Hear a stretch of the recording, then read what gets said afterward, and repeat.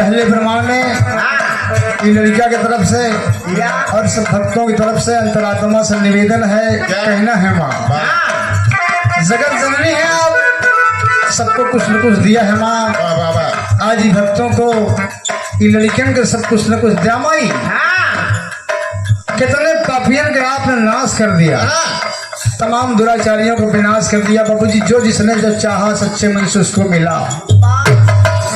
महिषासुर मर्दिनी है काली कपाली, महिषासुर मर्दिनी है काली कपाली।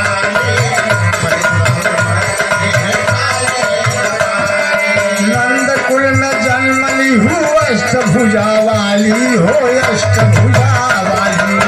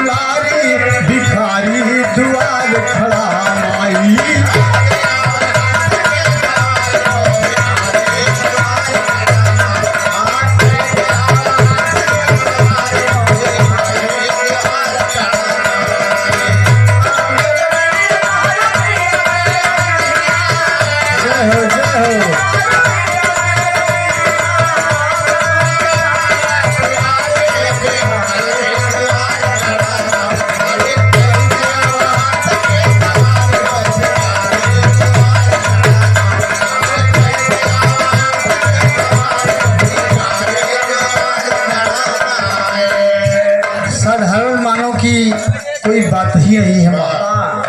तमाम योगी अति मुनि गंधर्व नाग असुर बाबूजी तमाम आपका पूजन अर्चन किए और अपने मांगन पाए।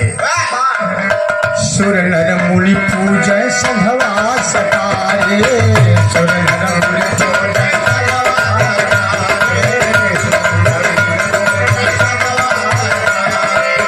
तोहरी के पास राम रावण के मारे हो, रावण के मारे हो।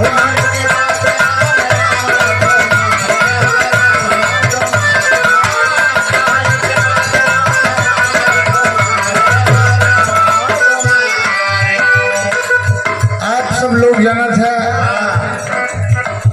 रावण के पास आदेश हुआ बाबूजी और पाताल लोक लेके जाया गया और वहीं पे मतारी ने साथ दिया बाबूजी।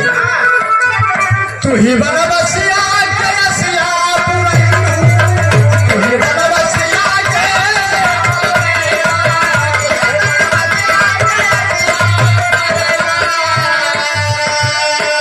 संघवा में जनक दुलारी,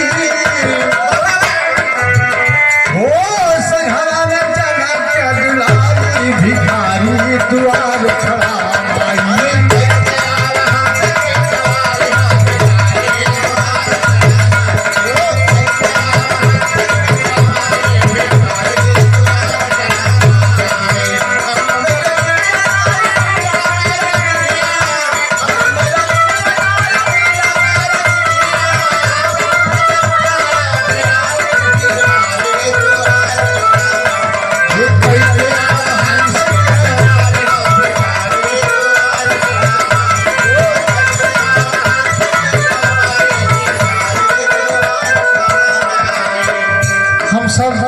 दिन दुखी है माँ।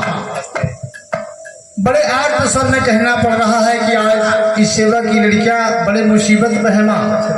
आय के कष्ट निवारण करा, मुसीबत से भव सागर सनैया पार करा बाबूजी। अपने सिंह के सवारी के साथ आवा और तमाम आयुध हथियार लेके आवा और दुष्टों का नाश करा बाबूजी। कि जौन शरीर में तमाम विकार हो के नष्ट करा। अरे दुर्गत कर दूर कर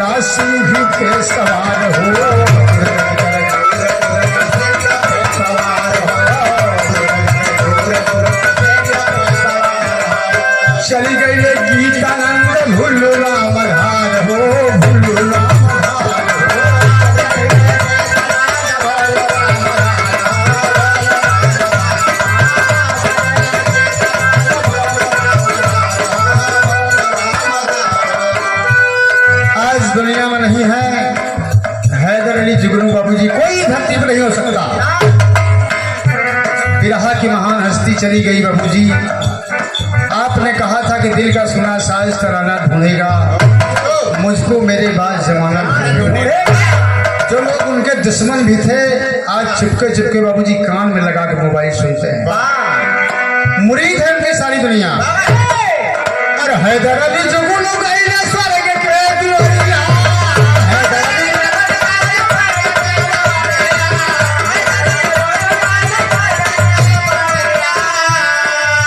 हैदर अली जुगनू गइले स्वर्ग के दुआरिया। अरे अखिले डगरा निहारी भिखारी दुआरी खड़ा माई। अरे कई के आवा हंस के सवारी भिखारी दुआरी खड़ा